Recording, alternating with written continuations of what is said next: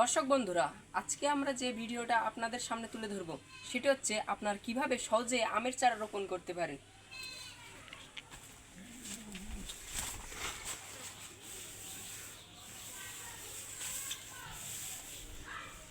সবকিছু শুকিয়ে গিয়েছে, অনেকদিন জল দেওয়া হয়নি।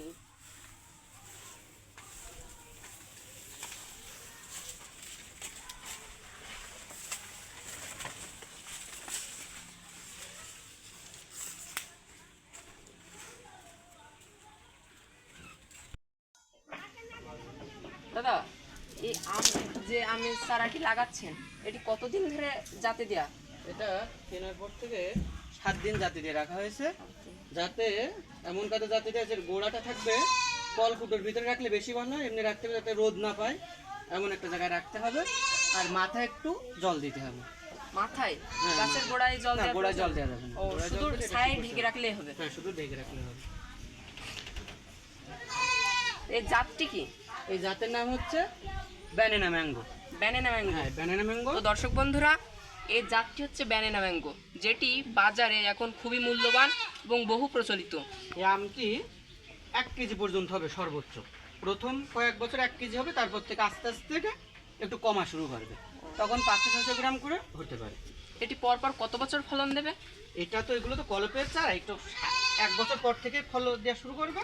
আর এটা অন্তত 10-15 বছর মতো একদম ফল দিবে টানা। এই কতটুকু গর্ত করতে হবে এটা? এই যে এটা এর মাপে গর্ত করতে হবে, বেশি ভিতরে দেওয়ার না দরকার বেশি নেই। ভিতরে দেওয়া দরকার, যাতে জল না জমে সেদিকে একটু খেয়াল রাখতে হবে।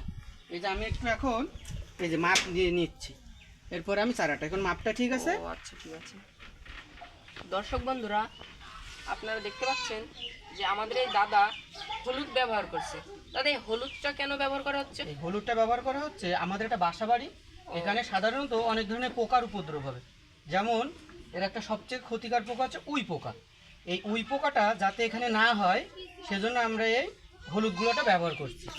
দর্শক বন্ধুরা, আপনারা অবশ্যই এই কথাটি মাথায় রাখবেন। যেখানে অতিরিক্ত উই পোকা হয় বা অন্য কোনো পোকার উপদ্রব হয়, সেখানে এই হলুদটা ব্যবহার করতে হবে। এই যে আমরা হলুদটা ব্যবহার করে 1 মুঠো মতো হলুদ ব্যবহার করলে হবে। তো এই ব্যানানা ম্যাঙ্গো জাতটি এখন আমাদের দাদা লাগাচ্ছেন, আপনারা সুন্দরভাবে দেখে নিন।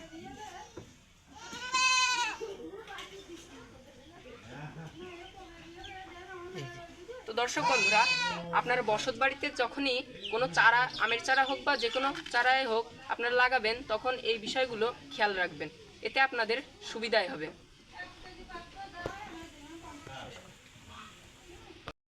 প্রিয় দর্শক বন্ধুরা, তো আজকের ভিডিও আমরা এই পর্যন্তই শেষ করছি।